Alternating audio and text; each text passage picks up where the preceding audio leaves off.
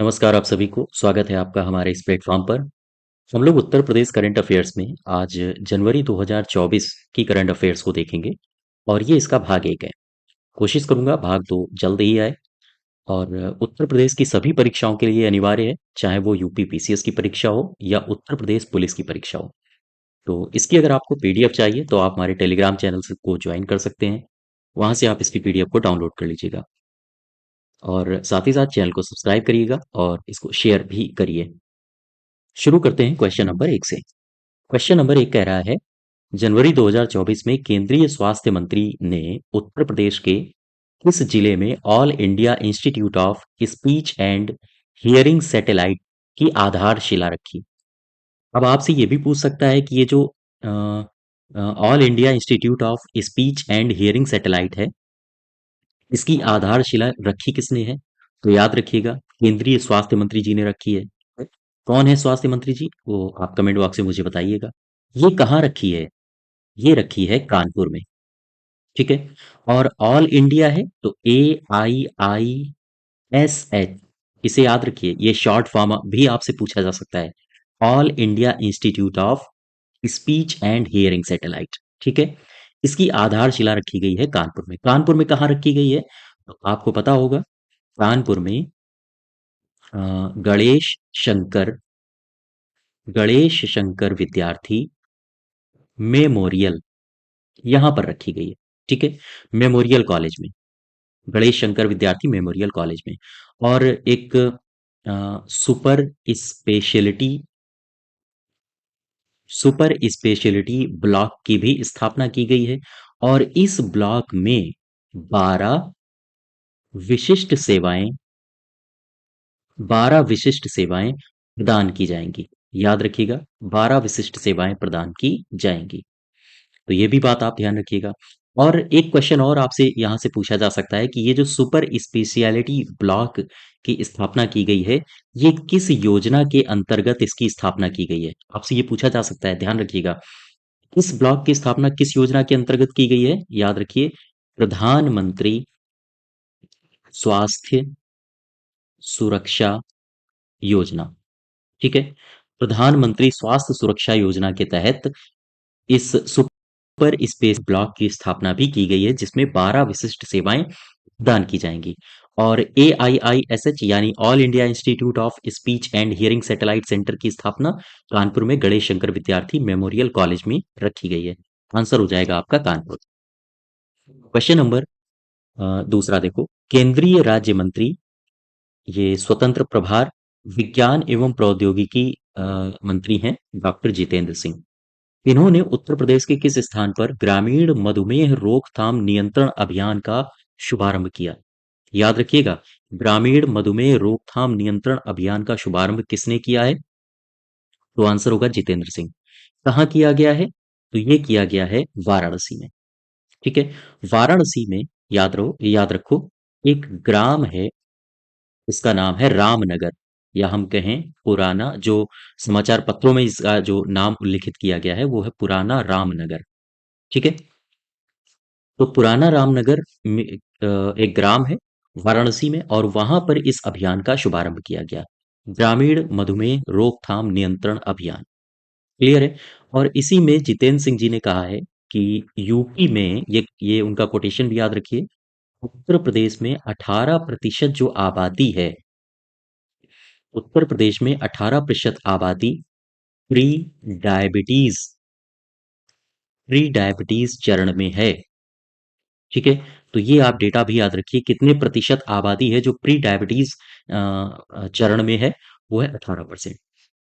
Next देखो, question number तीसरा। 1 जनवरी 2024 को उत्तर प्रदेश के मुख्य सचिव हैं दुर्गा शंकर मिश्रा।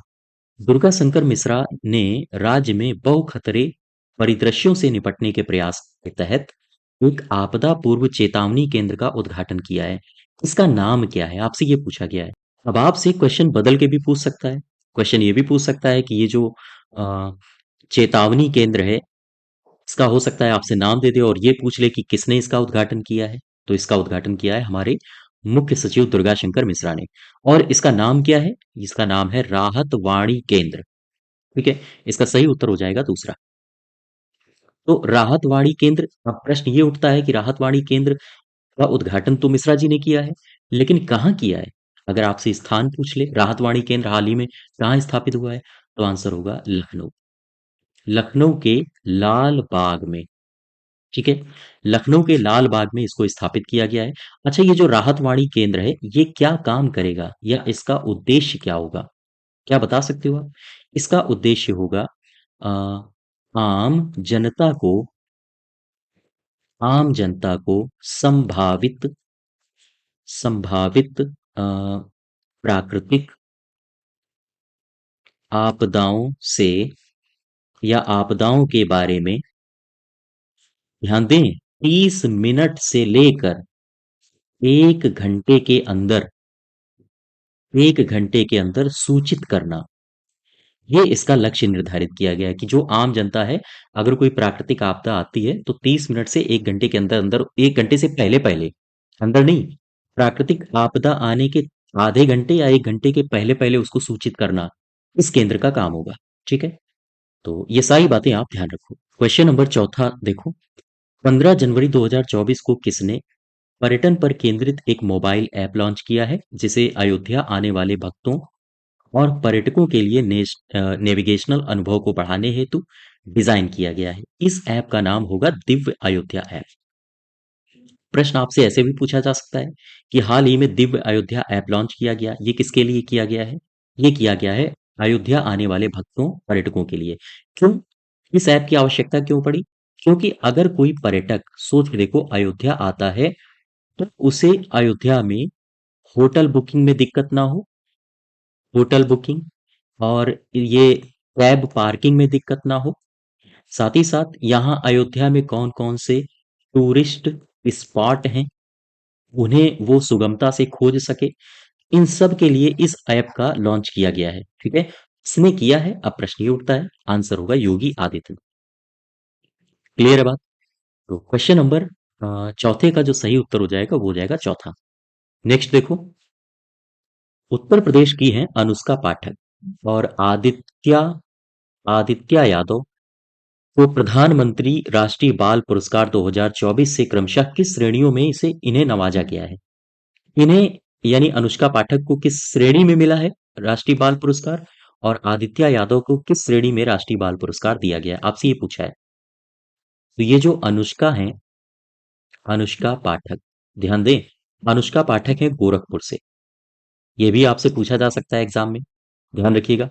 जो अनुष्का पाठक है ये गोरखपुर से हैं और इनको मिला है कला और संस्कृति की श्रेणी में। ठीक है, कला और संस्कृति की धार्मिक कथा की श्रेणी में इनको ये पुरस्कार दिया गया है। क्लियर है? अच्छा, अब बात कर लेते हैं आदित्य यादव की। ये कौन है? ये एक है खिलाड़ी, बात समझना। काहे की खिलाड़ी हैं, क्या खेलती हैं? ये खेलती हैं बैडमिंटन। क्लियर है? और आदित्य यादव जो हैं, इनको, भाई खिलाड़ी हैं तो इनको किस श्रेणी में मिलेगा ये पुरस्कार, राष्ट्रीय बाल पुरस्कार? इनको मिला है खेल कैटेगरी में, खेल कैटेगरी में। और ये आदित्य यादव जो हैं, ये खिलाड़ी नॉर्मल नहीं है, ये है मूक बधिर खिलाड़ी। ठीक है, ये एक मूक बधिर खिलाड़ी हैं। और अब एक प्रश्न और उठता है कि ये पुरस्कार दिए किसने? तो ध्यान रहे, ये सारे के सारे जो पुरस्कार दिए हैं, ये दिए हैं द्रौपदी मुर्मू ने। ठीक है, और यहां से हमारा जो सही उत्तर हो जाएगा, अनुष्का पाठक, इन्हें कला संस्कृति के क्षेत्र में मिला है, और यादव जी को खेल कैटेगरी में। तो सही उत्तर हो जाएगा हमारा दूसरा। ठीक है, नेक्स्ट देखो, 23 जनवरी 2024 को केंद्रीय गृह मंत्रालय ने आपदा प्रबंधन में उत्कृष्ट कार्य करने के लिए सुभाष चंद्र बोस आपदा प्रबंधन पुरस्कार 2024 की संस्थागत श्रेणी के लिए उस राज्य के 60 पैराशूट फील्ड हॉस्पिटल को चुना है। 60 पैराशूट फील्ड हॉस्पिटल, पहले तो आप इसके बारे में जानो। 60 पैराशूट फील्ड हॉस्पिटल, ठीक है, ये 60 पैराशूट फील्ड हॉस्पिटल है कहां पर? यह है आगरा में। आपसे पूछा जाए इसकी स्थापना कब की गई थी, आंसर होगा 1942 में। ठीक, याद रहेगा आपको। अच्छा, अब आ जाओ, ये जो पुरस्कार दिया गया है, सुभाष चंद्र बोस आपदा प्रबंधन पुरस्कार। ठीक है। ये जो पुरस्कार है, ये सुभाष चंद्र बोस की जयंती के अवसर पर दिया गया। सुभाष चंद्र बोस की जयंती अभी हाल ही में मनाई गई है, 23 जनवरी को। ठीक है, 23 जनवरी को मनाई गई है। और इसमें, इस पुरस्कार में दो कैटेगरी में ये पुरस्कार दिए जाते हैं। एक संस्थागत श्रेणी में, ठीक, किसी संस्था को दिया जाता है। और जब भी ये पुरस्कार किसी संस्था को दिया जाएगा तो इसमें 51 लाख रुपए दिए जाते हैं। ठीक है। और दूसरा ये दिया जाता है व्यक्तिगत श्रेणी में, किसी व्यक्ति को। और जब भी ये पुरस्कार किसी व्यक्ति को दिया जाएगा तो उसमें दिए जाते हैं 5 लाख रुपए। क्लियर बात? तो ये बातें आप ध्यान रखो। इस बार का जो संस्थागत श्रेणी का पुरस्कार है, वो उत्तर प्रदेश के 60 पैराशूट फील्ड हॉस्पिटल को दिया गया है। आंसर होगा उत्तर प्रदेश। ठीक। नेक्स्ट देखो। हाल ही में श्रीमद् भागवत गीता के उर्दू अनुवाद पर देश में पहला कराने की उपलब्धि हासिल करने वाला पहला विश्वविद्यालय। क्वेश्चन को ध्यान से समझो। कह रहा है कि हाल ही में श्रीमद् भागवत गीता के उर्दू अनुवाद पर शोध कराने की उपलब्धि हासिल करने वाला पहला विश्वविद्यालय कौन बना है? पहला विश्वविद्यालय कौन बना है? पहला विश्वविद्यालय बना है काशी हिंदू विश्वविद्यालय। ठीक है। काशी हिंदू विश्वविद्यालय का उर्दू विभाग के जम्मू के एक व्यक्ति हैं, इनका नाम है बलविंदर बलविंदर सिंह। इन्होंने किया है। क्लियर है बात? तो ये बात आप ध्यान रखो। उर्दू में शोध किसने कराया है, किस विश्वविद्यालय ने? हाँ, काशी हिंदू विश्वविद्यालय। नेक्स्ट देखो। जनवरी 2024 को उत्तर प्रदेश के संभल जिले के हरगोविंदपुर में सड़क बनाने के दौरान किस काल के चांदी के सिक्के मिले हैं?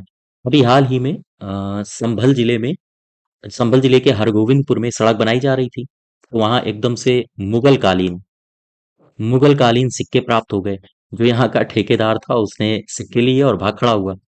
फिर जो गांव वाले थे उन्होंने पुलिस कंप्लेंट वगैरह कर दी, तो ये काफी चर्चा में आ गई थी खबर। तो इसको ध्यान रखिए, कौन से सिक्के मिले हैं इस कालीन? मुगल कालीन। ठीक है। और ये जो संभल है, संभल से दो तीन बातें आप ध्यान रखो। संभल है, बाबर जब मरा था, ठीक है, तो इसने अपनी जागीर का बंटवारा किया था। तो क्या बता सकते हो संभल बाबर के किस पुत्र के अंडर में आया था? इसका नाम है अस्करी। बाबर ने अपनी जायदाद में जो अस्करी था, इसका पुत्र, अ, उसे संभल प्रदान किया था। और बाबर ने संभल में एक जामा मस्जिद भी बनवाई थी। तो याद रखो, यहाँ पर एक जामा मस्जिद भी है, जो किसने बनवाई थी? जो बनवाई थी बाबर ने। ठीक है। नेक्स्ट देखो, क्वेश्चन नंबर 9। 11 जनवरी 2024 को उत्तर प्रदेश के मुख्यमंत्री हैं योगी आदित्यनाथ। इन्होंने उत्तर प्रदेश के किस शहर में अहमदाबाद के लिए इंडिगो एयरलाइंस की सीधी हवाई सेवा का शुभारंभ किया है? ध्यान दें, क्वेश्चन में कह रहा है कि जो मुख्यमंत्री योगी आदित्यनाथ हैं, उन्होंने उत्तर प्रदेश के किस शहर से अहमदाबाद के लिए डायरेक्ट सीधी हवाई सेवा शुरू की है? अहमदाबाद अहमदाबाद के लिए शुरू किया गया है अयोध्या से। ठीक है। अयोध्या से अहमदाबाद के लिए सीधी हवाई सेवा शुरू की गई है। किसने शुरू की है, आपसे ये भी पूछ सकता है। उद्घाटन किसने किया था? ये किया था योगी आदित्यनाथ ने। आंसर हो जाएगा अयोध्या। और अभी आप याद रखो, अभी हाल ही की खबर है 11 जनवरी की। हाँ, जो हमारे एविएशन मिनिस्टर हैं, सिंधिया, ज्योतिरादित्य सिंधिया साहब, इन्होंने घोषणा की है कि उत्तर प्रदेश में 5 नए, याद रखिएगा इसको, जनवरी की ही खबर है, उत्तर प्रदेश में 5 नए हवाई अड्डे 5 नए हवाई अड्डे विकसित किए जाएंगे। और इन इन हवाई अड्डों के विकास से उत्तर प्रदेश में जो टोटल हवाई अड्डे, उनकी संख्या हो जाएगी 19। ये भी आप ध्यान रखो। ये 5 हवाई अड्डे कौन कौन से होंगे, कौन कौन से विकसित किए जाएंगे, याद रखिएगा। कहाँ कहाँ विकसित किए जाएंगे? आजमगढ़ में, दूसरा मुरादाबाद में, और श्रावस्ती में। ठीक है, 5 हवाई अड्डे। चौथा कहाँ विकसित किया जाएगा? अलीगढ़ में। और पांचवा कहाँ विकसित किया जाएगा? चित्रकूट में। तो ये पांच के पांचों आप याद रखो। ये उत्तर प्रदेश में ये घटनाएं घट रही हैं। ठीक है, नजर होनी चाहिए आपकी। तो इसका जो सही उत्तर हो जाएगा वो हो जाएगा अयोध्या। क्वेश्चन नंबर 9 का चौथा सही। नेक्स्ट देखो, 10वां। जनवरी 2024 में उत्तर प्रदेश के मुख्यमंत्री योगी आदित्यनाथ ने इस नदी में जल विहार को सुगम बनाने के लिए सोलर क्रूज मारुति का उद्घाटन किया है। याद रखिए, सोलर क्रूज मारुति का उद्घाटन किया गया है कहाँ? ये किया गया है सरयू नदी में। ठीक है, सरयू नदी में सोलर क्रूज मारुति का उद्घाटन किया गया। अब इसमें एक नदी दी है गोमती। गोमती, क्या बता सकते हो मुझे गोमती की कुछ सहायक नदियां? ये हमारे एग्जाम में बहुत पूछा जाता है। गोमती की सहायक नदियां कौन कौन सी हैं? याद रखिएगा इनको, एक लिस्ट बना लो, बार बार रिवाइज करो। सई नदी, कठना नदी, ठीक है, सरायन नदी, और कौन है? और है छोहा नदी, और सुखेता नदी, सुखेता नदी, और एक और है छोहा के ही नाम से आंध्र छोहा नदी। तो ये सारी की सारी नदियां हैं। अच्छा, ये जो गोमती है ये विलीन कहाँ होती है? ये किसकी सहायक नदी है? ये गंगा में विलीन हो जाती है। कहाँ पर? गाजीपुर में। गाजीपुर में एक जगह है कैथी, यहां पर ये गंगा से विलीन हो जाती है। ठीक है, याद रखिएगा इनको। नेक्स्ट देखो, क्वेश्चन नंबर 11। क्वेश्चन नंबर 11 में कह रहा है कि 25 जनवरी 2024 को गणतंत्र दिवस की पूर्व संध्या पर वर्ष 2024 के लिए पद्म पुरस्कारों की घोषणा की गई। ठीक? इसमें किस हस्ती को, जो कि उत्तर प्रदेश के हैं, खेल के क्षेत्र में पद्मश्री पुरस्कार मिला है? तो सबसे पहले तो आप याद रखिए, उत्तर प्रदेश की 12 हस्तियां हैं। 12 हस्तियां हैं जिन्हें मिला है पद्मश्री। ठीक है, पद्मश्री 2024 12 हस्तियों को मिला है। अगर हम आपसे पूछें कि देश में टोटल कितनी हस्तियों को पद्म विभूषण मिला है? देश में टोटल 132 हस्तियों को पद्म विभूषण से नवाजा गया है। और ये जो खेल के क्षेत्र में है, खेल के क्षेत्र में मिला है गौरव खन्ना जी को। तो गौरव खन्ना को मिला है खेल के क्षेत्र में पद्मश्री पुरस्कार। और अब आप ये देखो, ये दिए हैं आपको राधेश्याम, राधेश्याम, और ये दिए हैं रामकृष्ण। इन दोनों को आप उठा लो, राधेश्याम और ये रामकृष्ण। ठीक है, राधेश्याम कौन है? पारीक हैं, और रामकृष्ण हैं धीमान। राधेश्याम पारीक और रामकृष्ण धीमान ये दोनों ही उत्तर प्रदेश के हैं, और इनको भी पद्मश्री मिला है। किस श्रेणी में? याद रखिएगा इनको, इनको मिला है दवा के क्षेत्र में। ये क्षेत्र पूछे जा सकते हैं आपसे। राधेश्याम पारीक और रामकृष्ण धीमान को दवा के क्षेत्र में पद्मश्री पुरस्कार से नवाजा गया है, और ये दोनों भी कहाँ के हैं? उत्तर प्रदेश के। अब एक बच गए, रामचेत चौधरी। रामचेत चौधरी, ये ये काहे फेमस हुए? इनको भी पद्मश्री मिला है। आपसे इनकी श्रेणी पूछी जा सकती है। ये भी उत्तर प्रदेश के हैं, और इन्हें पद्मश्री मिला है विज्ञान और इंजीनियरिंग, विज्ञान और इंजीनियरिंग के क्षेत्र में। ठीक है, याद रहेगा। नेक्स्ट देखो, 12 नंबर। 30 दिसंबर 2023 को अयोध्या में महर्षि वाल्मीकि अंतरराष्ट्रीय हवाई अड्डे का उद्घाटन हुआ। ठीक, महर्षि अंतरराष्ट्रीय हवाई अड्डे का उद्घाटन हुआ कब हुआ? 30 दिसंबर 2023 को। प्रश्न आपसे ये पूछा है, ये किया किसने? आंसर होगा, ये किया है नरेंद्र मोदी ने। और उत्तर प्रदेश में अभी मैंने बताया था कितने हवाई अड्डे हो गए हैं, रिवीजन करो जरा। उत्तर प्रदेश में हो गए हैं 19 हवाई अड्डे। और अभी aviation minister minister Jyotiraditya Scindia ने क्या कहा है कि उत्तर प्रदेश में कितने हवाई अड्डे नए खोले जाएंगे? 5। कहाँ कहाँ? पहला होगा आजमगढ़, रिवीजन करो। दूसरा कौन होगा? दूसरा मैंने बताया था अलीगढ़। तीसरा कौन बताया था मैंने? चित्रकूट, चित्रकूट। चौथा कौन बताया था? श्रावस्ती। ठीक है, और पांचवा मैंने कौन बताया था? वो बताया था मुरादाबाद। तो ये सारी की सारी बातें आप बार बार रिवीजन करिए। नेक्स्ट देखो, हाल ही में स्वच्छ सर्वेक्षण 2023 में उत्तर प्रदेश के किन दो शहरों को स्वच्छ गंगा टाउन श्रेणी में सबसे शानदार पुरस्कार मिला है? तो अब फिर से देखो, स्वच्छ सर्वेक्षण 2023 की बात हो रही है। यहाँ उत्तर प्रदेश के किन दो शहरों को स्वच्छ गंगा टाउन श्रेणी, ये श्रेणी भी आप याद रखो, किस श्रेणी में दिया गया है? स्वच्छ गंगा टाउन श्रेणी में सबसे शानदार पुरस्कार किसे मिला है? वाराणसी और प्रयागराज को। अब यहाँ देखो, ये पुरस्कार दिया किसने? ये पुरस्कार दिया है द्रौपदी मुर्मू ने। ठीक है, और इसमें ये देखो दो जिलों को मिला है। इसमें सबसे पहला पुरस्कार किसे मिला है? ये मिला है वाराणसी को। और दूसरा स्थान किसका आया है? दूसरा स्थान इन्हीं में से किसी का होगा, तो होगा प्रयागराज का। अब इसकी श्रेणी भी पूछी जा सकती है आपसे। वाराणसी को किस श्रेणी में दिया है? वाराणसी को 3 star garbage garbage free city की श्रेणी में ये पुरस्कार प्रदान किया गया। ठीक है। और प्रयागराज को वाटर प्लस सिटी का दर्जा दिया गया है। सिटी का दर्जा ध्यान रखें, 3 स्टार गार्बेज फ्री सिटी का दर्जा वाराणसी को दिया गया है, और वाटर प्लस सिटी का दर्जा किसे दिया गया है? प्रयागराज को। और किस श्रेणी में पुरस्कार मिला है? ये मिला है स्वच्छ गंगा टाउन श्रेणी में। क्लियर है? कौन से दो शहरों को मिला है? वाराणसी और प्रयागराज को। ठीक। आगे देखो, 25 दिसंबर 2023 को पूर्व प्रधानमंत्री अटल बिहारी वाजपेयी की जयंती हुई, और इस जयंती के अवसर पर प्रदेश के मुख्यमंत्री योगी आदित्यनाथ ने किन दो जिलों के लिए राज्य के पहले अंतर जिला हेलीकॉप्टर सेवा का उद्घाटन किया है? अंतर जिला हेलीकॉप्टर सेवा का उद्घाटन कहाँ किया गया है?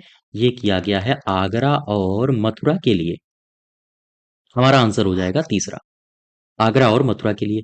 तो प्रश्न ये आता है कि आगरा में कहां से शुरू किया गया? आगरा में बटेश्वर से। और मथुरा में कहां तक? मथुरा में गोवर्धन। ठीक है, बटेश्वर से लेकर गोवर्धन तक। ठीक। नेक्स्ट देखो, क्वेश्चन नंबर 15। इस तिथि को प्रधानमंत्री नरेंद्र मोदी ने श्री राम जन्मभूमि अयोध्या में नागर शैली में निर्मित भव्य राम मंदिर में भगवान राम की प्राण प्रतिष्ठा कर मंदिर का उद्घाटन किया। ये बहुत हाईलाइटेड मुद्दा रहा था 22 जनवरी 2024 को। ठीक है। कहाँ, कैसे, किस शैली में बना है? ये नागर शैली में। और जो मंदिर की कुछ बातें हैं जो ध्यान रखो आप। मंदिर की जो आधारशिला रखी गई थी, मंदिर की जो आधारशिला रखी है अ, मंदिर निर्माण की, ऐसे लिखो आप, मंदिर निर्माण की जो आधारशिला रखी गई है वो 5 अगस्त 2020 को रखी गई थी। याद रखिएगा इसको। ठीक है, 5 अगस्त 2020। और अगर हम आपसे पूछे कि मंदिर परिसर कितना है, मंदिर परिसर ये कितने में फैला है? ये 70 एकड़ में फैला है। ठीक है। लेकिन अगर हम आपसे पूछे कि जो मुख्य मंदिर है वो कितने में फैला है, वो 2.7 एकड़ में इसका विस्तार देखने को मिलता है। मंदिर की ऊंचाई कितनी है? मंदिर की ऊंचाई है 161 फीट, और इसमें 12 द्वार हैं। ठीक है। तो ये बातें आप ध्यान रखिएगा। तो ये हमारा पार्ट 1 है उत्तर प्रदेश के जनवरी 2024 की करंट अफेयर्स का। इसकी आपको अगर पीडीएफ चाहिए तो आप हमारे टेलीग्राम चैनल से इसकी पीडीएफ को डाउनलोड कर सकते हैं। साथ ही साथ चैनल को सब्सक्राइब करिएगा। इसका भाग 2 हम बहुत जल्द लेकर आएंगे। धन्यवाद।